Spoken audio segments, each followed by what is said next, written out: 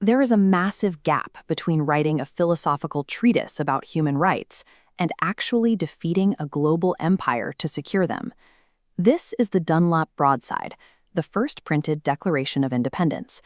It argued political power comes from the consent of the governed.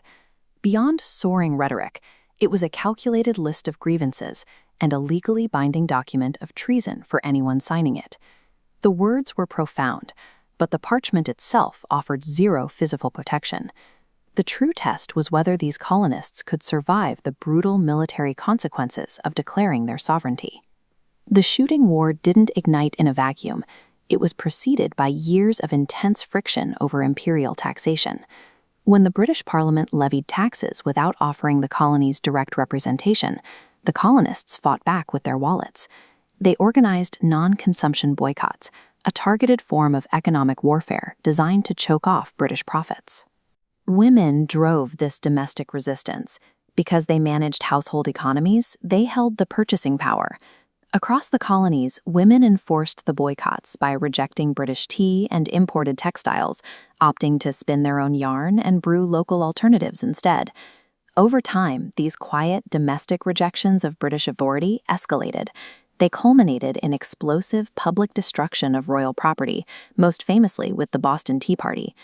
Long before local militias fired a single musket volley, coordinated economic sabotage had already united a highly fractured population against imperial overreach. The high-minded philosophy of 1776 quickly crashed into the freezing, chaotic reality of battlefields like Lexington, Concord, and Bunker Hill. The Continental Army operated at a severe logistical disadvantage.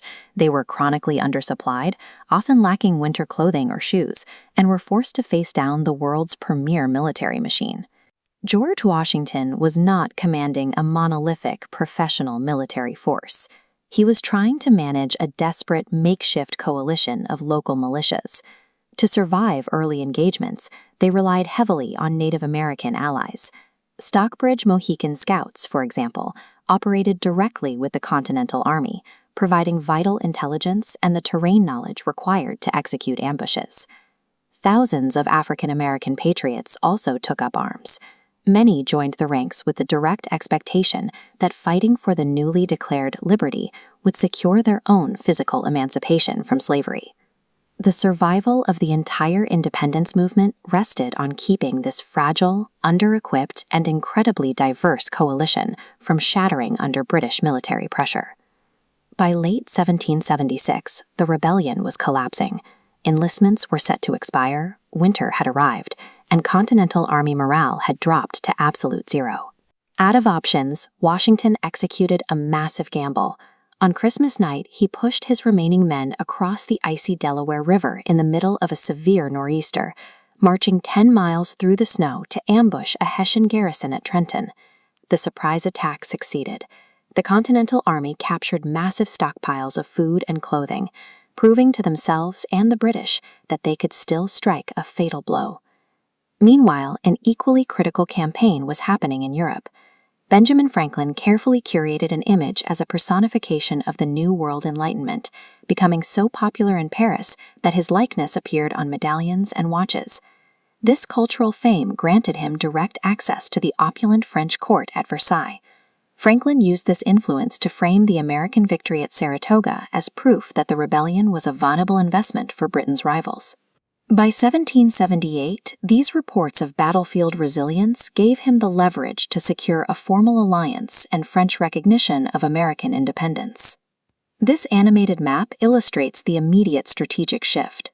French naval fleets arrived off the Atlantic coast, choking British supply routes and providing the military funding the colonists absolutely required. The revolution survived because high-stakes battlefield gambles provided the political leverage needed to secure the world's most powerful naval ally. The combined pressure of American ground troops and French naval blockades eventually broke the British military's capacity to hold the continent.